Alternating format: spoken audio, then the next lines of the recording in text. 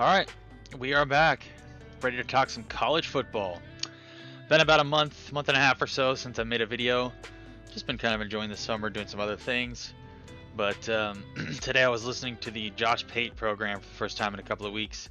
He'd been off for a little break of his own for a little while, but been back on the last, week or so, and he has an excellent college football program, and I was listening to him fire off some takes today, and I was just thinking, yeah, I could probably jump behind the camera, or behind the microphone, and this afternoon, and and get some takes off my own chest, as I do think this season is lining up to be an excellent one. Certainly, I would say probably one of the biggest we've had in a while, if not the biggest. And how do you really, measure that, the biggest?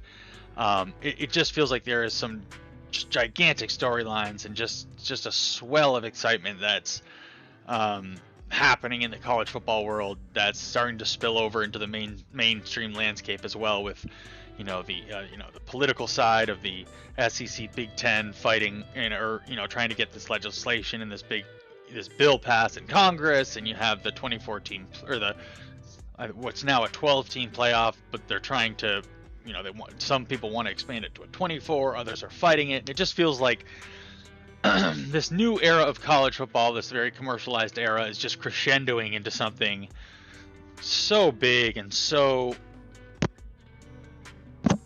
a great example of just American commercial sports behemoth, right? Like we have with the NFL.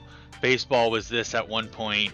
You could argue, maybe during the Jordan years, the NBA was something like this, but it just feels like college football, it just continues to grow and just continues to build in its excitement and in its what it offers you in terms of fan interest. And obviously all the history and the pageantry and the tradition, is really what is the foundation of all of that. But just the recent influx of commercial interest as well has just added this, just put it all on steroids, right? If we're thinking about exactly what is going to make this season so exciting and so special, I think there's a number of things headed into the season, right? And before we even kick off one game, there's so many different things that you can point to and say, like, dang, this is going to be cool, or like to see, how this unfolds in the first game or first couple of games. And so I put together a little list of sort of a top 5 storylines, things to think about, things to keep your eye on as we head into this college football season. So the first storyline that I wanted to cover here, I was reading about the other day that I thought was somewhat interesting, is the return of the Pac-12 conference. And as many of you probably remember, the Pac-12 was at one point a very powerful conference. It had teams like Oregon, USC, Stanford, Washington Huskies, right? Had a number of good teams. Great. It was those West Coast powers were all in the Pac-12. And, it was a respected conference. People would have considered it among the power conferences, right? And when we had some conference realignment a couple years back, as a number of the conferences had, their contracts with their teams, expired, and, their deals with the TV networks expired, or whatever it was. And so there was the opportunity for some teams to up and leave or rejoin or do this and that. And, the Pac-12 sort of ended up being the big losers in that situation, and ended up, being, for all intents and purposes, being killed in that conference realignment a couple of years back. Now, what people were mainly disappointed about was the fact that we no longer were going to have Pac-12 After Dark, which were the Pac-12 After Dark games were sort of the games that kicked off, like around like 9 or 10 at night on Saturday night, which would be, 6 or 7 West Coast time. But they would always end up being extremely sort of volatile games where there'd be comebacks and there'd be crazy plays and there'd be trick plays and there'd be, different things that happen. Those games gained a reputation for being very chaotic and very fun to watch, and they were known as the Pac-12 After Dark games. Let me just switch my camera here so you can actually see this. So, but as you can see, they have somewhat rebuilt the conference here. You have Boise State, Colorado State, Fresno State, Oregon State, San Diego State, Texas State, Utah State, and Washington State. So all states schools, a very working class conference, the Pac-12. Which is kind of funny because it used to be your Stanford, your USC, your Oregon. Now it's just all state schools. But so it's not like they don't no real name brand powers here. These are all middling, or I don't want to say middling because that sounds. They are good for their size and their scale. They're good programs, is what I would say. I'm not sure how they did last year, but traditionally, those have been solid programs for their size. Fresno will churn out a pro or two every once in a while. Boise will churn out a pro or two every once in a while. Oregon State will make a bowl game every couple of years. Same with Washington State. I believe Texas State is kind of a program that's more on the rise. So good for them to seize the opportunity to jump into the Pac-12, which, hey, get a couple more teams in there, maybe convince a team to come over, a power to come over at some point over the next 5 to 10 years, and you've got a rebuilt conference. So, kudos to whoever pulled that off. The Pac-12 was looking sort of like the sick old man for a year or two there, like it was likely going to dissolve and just be gone forever. But they did a good job assembling a little roster of teams here. And so the 2026 season will feature a legitimate Pac-12 conference. So be interesting to see how that works, if they will get a spot, if the conference champion will be considered seriously for the playoff. I mean, they would have to be, right? If they really deserved it. So we'll get our Pac-12 After Dark games back, and we'll see where the Pac-12 goes from here. But I thought that was kind of interesting that Pac-12 is back. So the next storyline that I want to discuss, that I believe is pretty dang interesting headed into this college football season, is the North Carolina Tar Heels. And the North Carolina Tar Heels are a school that have always somewhat baffled me in terms of why they aren't better at football, or why they don't take it a little more seriously. Their rival South Carolina has a great football team. Obviously North Carolina is somewhat of a basketball school, but it just surprised. They have a decent alumni base. They have quite a bit of cachet in terms of getting out and doing recruiting with their brand, right? It's not like they're far away from recruiting hotbeds. They're close enough to the South. So it's just always been a bit surprising that they've always been somewhat terrible at football. I mean, when they had Mac Brown and his good coaching, they were able to have some success. He had a couple good seasons, and I think he maybe made it to a bowl game. And I think this attempt with hiring Bill Belichick was sort of their first real attempt at making that leap as a basketball or as a football program. I think what they started to realize is that football is really where it's at. Basketball had always been good enough, I guess, to sort of, or good enough for them in terms of being big enough and popular enough and granting them enough cachet for that to be their main focus. But I think they've started to realize that college football is just ascending to this, like I was saying, just this different place now. And they want to be a part of that. And so I think that was their thinking in hiring Bill Belichick. And so obviously Belichick's second season, that's interesting in and of itself, but there's just so much other drama that surrounded this team. Obviously the laughable season they had last year, beginning with that home opener that Michael Jordan was at, that, in which they just got their butts absolutely handed to them. Or was it the home opener, or were they overseas? I can't remember. They got their butts absolutely handed to them and embarrassed. I believe it was. Yeah, it was the home opener against TCU. And there was a bunch of other famous people in the stands too, and they just got absolutely embarrassed. It was the first drive they drove down, scored a touchdown, never did a single thing the rest of the game, and just got scored on over and over and over. It was so bad. And then the rest of the season went about as well. So the season was horrible last year. Belichick has done all this weird stuff with recruiting, just completely overhauling the roster with guys no one's ever heard of, that no one believes in.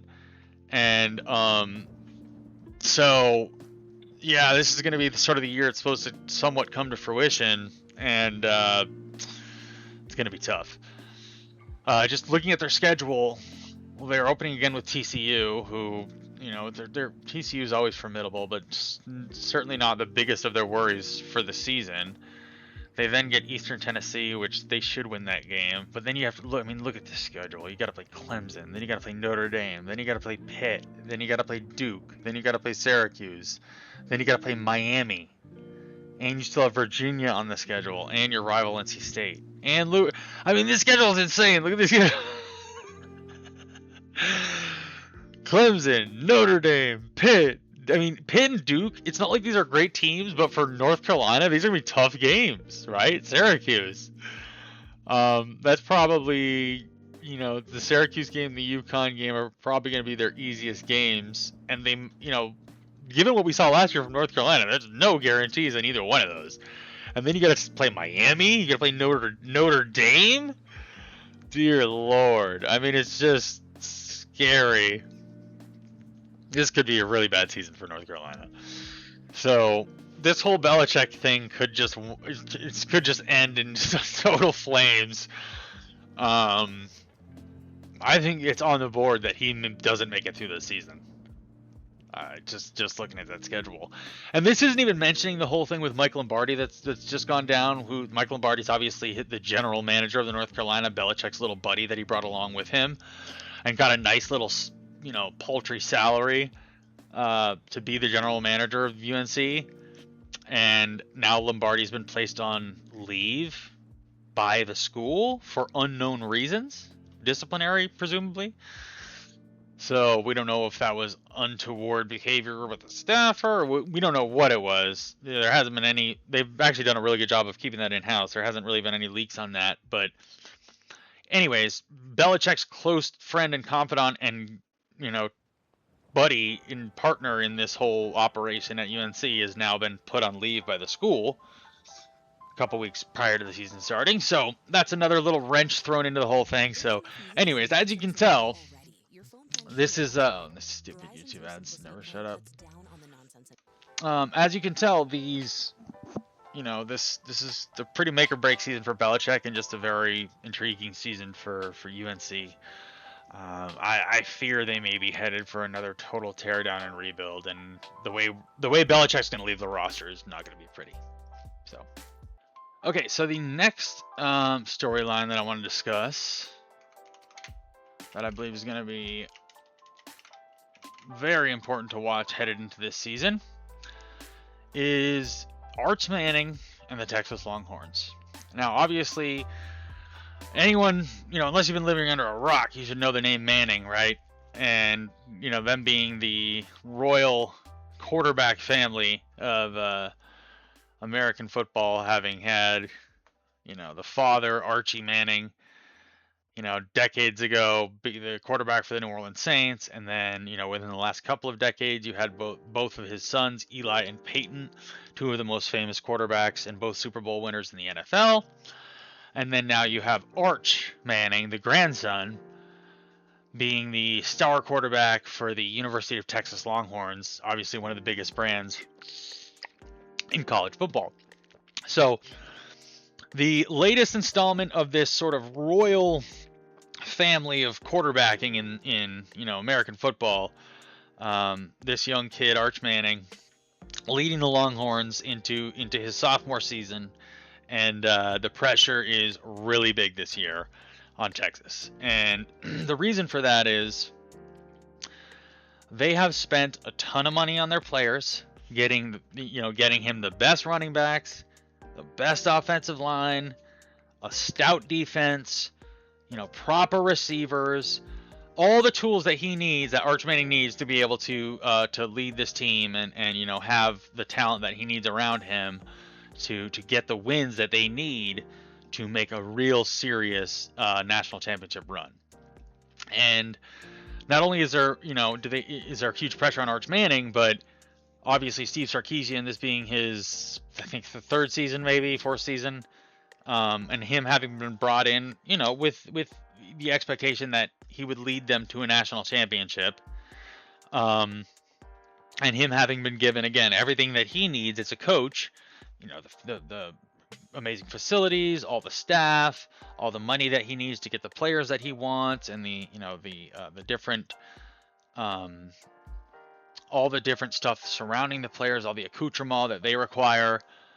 Um, yeah, so the resources have been provided for this Texas team to make a real legitimate run at the national championship, and there's every expectation that they do that, and that all hinges on the play of Arch Manning and the coaching of Steve Sarkisian, right? So if we just look at their schedule, opening the season on the 5th of September with Texas State, it's obviously somewhat of a warm-up game. They should be able to handle them easily. And then first big test, Ohio State on the 12th of September, that being the primetime game on ABC that night. And obviously Ohio State probably being their biggest game of the season, coming in there, outside of maybe LSU or Ole Miss or some of these other name brand teams, but you'd have to think Ohio State is really the game that's going to sort of make or break their season. Given it's their second game, it's just this huge test. If they lose that, you got a dark cloud hanging over you the rest of the way. If they win that, that sort of sets the stage for the national championship run that they are hoping for. So that's huge. 12th of September, that's going to be really fun. About a month from now, Ohio State, Texas, primetime game on ABC. Then they have UTSA, another pancake game. Then they get Tennessee. They have to go. They have to go to. What is that town called? Knoxville. They have to go to Knoxville and play Tennessee in Knoxville at Neyland, which is probably one of the toughest places to play in the country. Jeez, I'm getting a lot of ads today on YouTube. So annoying. So yeah, going into Neyland Stadium in Tennessee, playing Tennessee. Then they have Oklahoma. Oh my gosh, look at this run. You got Tennessee, then you got Oklahoma, then you got Florida, then you got Ole Miss. Wow, that is a death march. That's rough. That's not what you want in a year where you're going for a national title, and you think you're going to be going for a national title. That is rough. You want a cupcake schedule, and they still have to play LSU. Look at these. I mean, these SEC teams. Like, if you look at some of the Big Ten schedules, it's a literal joke. These SEC teams, though, don't do themselves any favors with these insane schedules. Look at this. Look, Texas is playing Ohio State, Tennessee, Oklahoma, Florida, Ole Miss, and LSU, and Texas A&M at the end of the year. Jeez.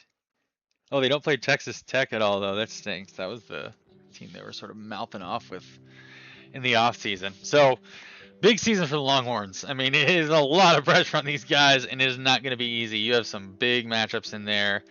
Away, at Tennessee, at LSU, Death Valley. I mean, yeah. So, keep an eye on the Longhorns. So the next team that I believe is going to provide an excellent story, an excellent interest headed into this season is the defending national champions, the Indiana Hoosiers.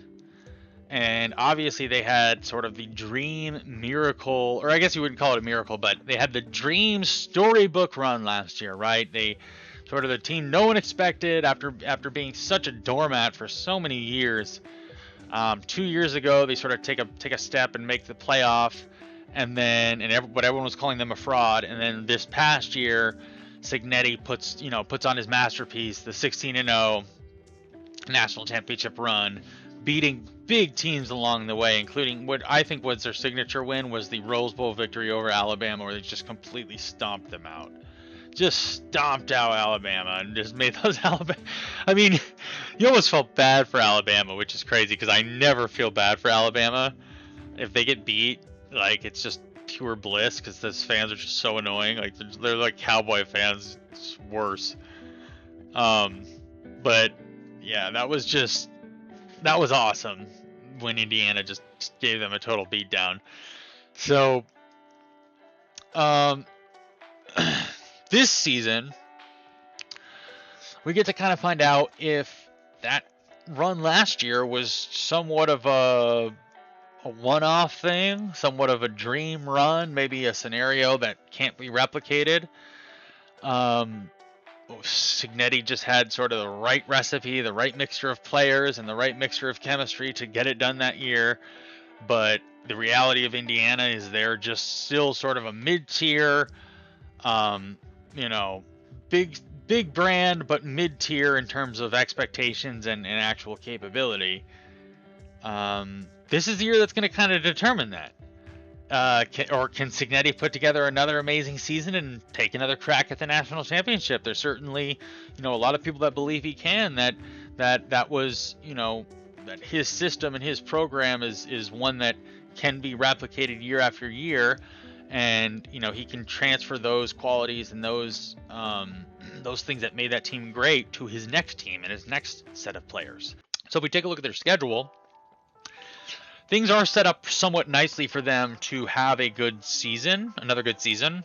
I mean, just in terms of momentum, their first few games are pretty lackluster. And this is what I was talking about in terms of the Big Ten schedules. They are somewhat of a joke compared to the SEC schedules. I mean, you heard what I listed off in terms of who Texas is playing. Now look at Indiana the first few games. You got North Texas, Howard. I mean, North Texas they usually typically have a pretty good team. At least last year they had an excellent offense, not a great defense, but they had an offense that could scare you. Howard is like a literal joke. This is a cupcake. Like I didn't even know Howard had a football team. This is so bad. Why are they playing this team? It's ridiculous. It's utterly ridiculous when you have Texas is playing Ohio State in their second game, and Indiana's playing Howard. And the other thing that sucks about this is like everyone wants to watch Indiana now, right? Like if this were 3 years ago and this was Indiana's schedule, no one would give a rat's bum because like no one cared about Indiana or watching them play. So they could just play all these crappy teams and no one would care. But now it's like we want to watch Indiana play. We want to get an idea of like who they are and how good they are. And we literally will not get our chance. I mean, look at the schedule. They're playing North Texas, Howard, Western Kentucky, Northwestern. These are doormat schools. I mean, Northwestern was all right a few years back, but ever since they fired the coach for no reason, they've been fucking terrible. So, and then they play, I mean, at Rutgers. This is your big test. This is your first big test in early October. I mean, we're in October now, and this is the hardest team they're going to be playing is Rutgers. And then you go to Nebraska. At Nebraska, that's a legitimate game because the Nebraska fans are a real thing you have to contend with. That's a traditional college football power, right? They're not good. They haven't been good recently, but in terms of their fan base, their stadium, their tradition, their atmosphere, it's a traditional college football power. They'll have 80,000 people at the game. And then you go play, and then, oh my gosh, just getting spammed with ads on YouTube lately. God, it's so annoying.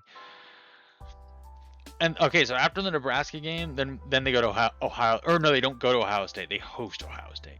That's big, being able to host them at your place, and that'll be packed. The Indiana fans have bought in now, and that'll be a really good game, Ohio State at Indiana. If I'm Ohio State, I'm pretty nervous about that game. So this stretch of games is pretty tough because then they have to go to Michigan. They have to go to the Big House and play Michigan. So you're getting Nebraska, Ohio State, and Michigan 1, 2, 3. That's going to be the toughest stretch of your season. And if you look at the way they've scheduled this, God, they've scheduled so brilliantly. Look at this lead up. Look at this. You just get to work out all the kinks against North Texas, Howard, Western Kentucky, Northwestern, and Rutgers. Right when you're ready, right when you've played 5 games to get all your little, problems in order and figure out who your real starters are and who's your foxhole guys and who are your peacetime leaders. Then you're going to get Nebraska, Ohio State, and Michigan. And then you finish the season with Minnesota, USC, Washington, and Purdue, all winnable games if you have a team that's anything like last year. USC should be pretty tough this year if Lincoln Riley has actually gotten this program to where it should be in his 4th, 5th season that he's been there. But I think USC will be pretty good this year, although I do think Indiana should be able to beat them. This at Washington is scary. That's a travel game. You got to go way up to the corner of the country. It's usually pretty rainy up there, and it's just... they have a great fan base. The Huskies can be tough to play in their house. So, and then Purdue's your rival, but you shouldn't have any trouble handling Purdue. They're usually pretty bad. Schedule very conducive to Indiana having another good season. So things are shaping up for them to do so, and that this will be the real test for Cignetti to really determine is he this top caliber coach that we're all believing he is after the miracle that he worked last year. So that brings us to the final storyline that I wanted to highlight headed into this college football season. And that is all the drama and all the fun surrounding the LSU Tigers and Lane Kiffin, who's obviously in his first season as the head coach of the LSU Tigers after leaving Ole Miss sort of unceremoniously last year, or not sort of unceremoniously, very unceremoniously last year in the middle of the season, or towards the end of the season, before they made their playoff run, in which they ended up going to like the semifinal or something. It was amazing. Pete Golding took over coaching, and Trinidad Chambliss at quarterback, and they were able to make a run even after Lane Kiffin left him at the altar to go to LSU. But so this will be his first season at LSU, and obviously he's been paid, a gigantic amount of money. So the offseason has been just laden with, stories and drama and tidbits coming out of, the LSU camp. Lane winning this quarterback, losing that recruit, taking a shot at Ole Miss here in this tweet, wearing a hat in a picture here that offends everyone, and he's just been in the news and making himself heard. And then most recently, I think it was yesterday or today, Jaden Daniels is telling them he doesn't want them using his name in their promotion anymore because they allowed a player to wear his jersey number after he asked that jersey be retired or something. Anyways, they've just been up and down the news, and as usual, Lane's been, causing his fair bit of drama with his tweets and his comments. But so it's setting up well for them to open their season with much fanfare. And indeed, they do open against Clemson on the 5th of September, and that is at home. So, that's a big matchup, and that'll be a great game. I think last year LSU handled them pretty easily, but, you'd expect Clemson to maybe be a little better this year after having been embarrassed all season long last year. You have to think Dabo's going to have them a little more ready to play, and especially given that, that your first game is your best chance to sort of make something happen that maybe people didn't expect, because people don't know who you are, right? LSU might be underestimating Clemson because of the poor season that they had last year. So Clemson may have an opportunity to sort of surprise them and bloody their lip before LSU really knows it. And, that could spell disaster for LSU in the first game of the season. So certainly an excellent game to open the season with. If this LSU team is coached to the caliber of their talent, and Lane Kiffin has, his stuff together and has this team looking the way they should handle Clemson pretty easily. Clemson's recruiting hasn't been great, whereas LSU's has been outstanding, and Lane's been able to get, most of the players that he wants. Whereas Dabo's relied mainly on like high school recruiting and development and stuff like that, and hasn't been as active in the portal. So talent-wise, LSU has the edge, and I think probably coaching-wise they have the edge as well. I think maybe Dabo's a little bit maybe past his prime in terms of coaching, or maybe just needs a little bit of a refresher, like a different job to light a bit of a spark under him. But I think at least in terms of his tenure at Clemson, somewhat played out.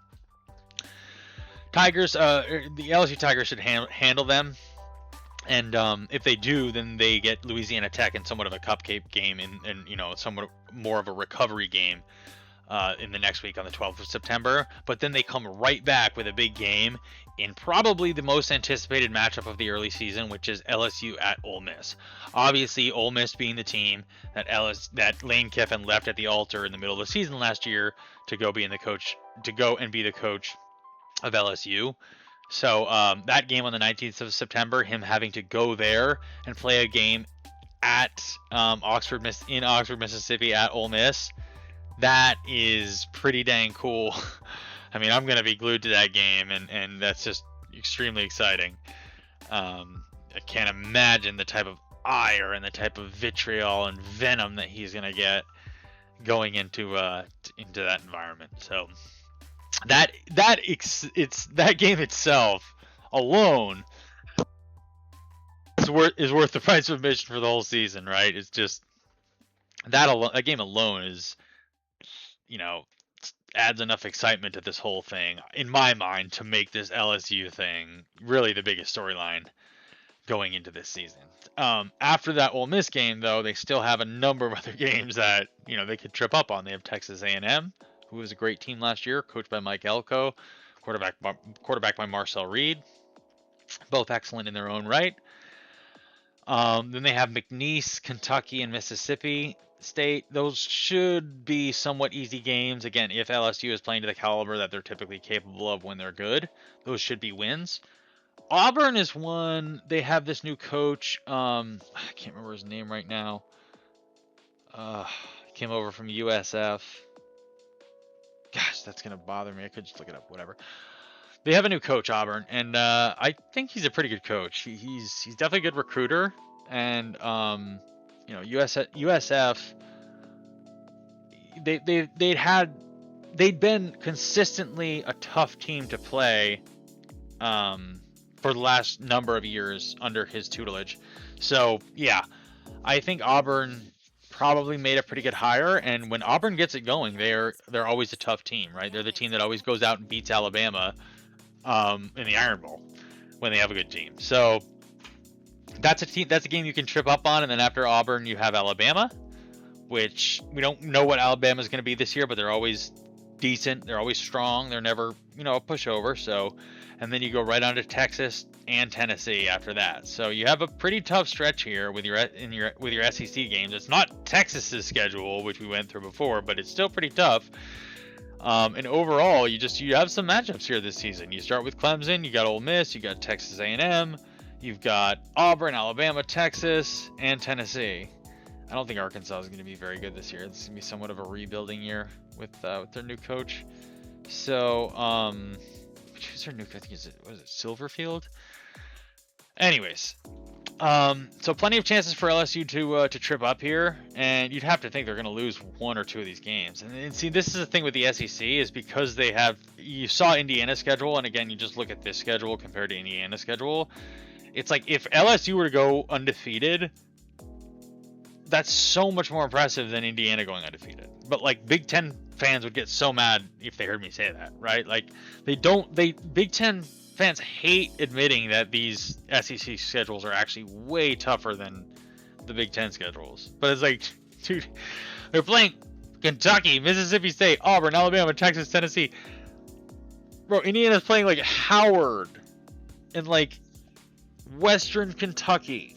And like, it's just so much worse. And if Indiana goes undefeated, they're just going to be in the playoff automatically, right? And like if LSU drops like a game, they might not be in the play. It's just crazy. The SEC needs to figure out how they're going to like weaken up their schedules a bit if they think they're going to contend with the Big Ten.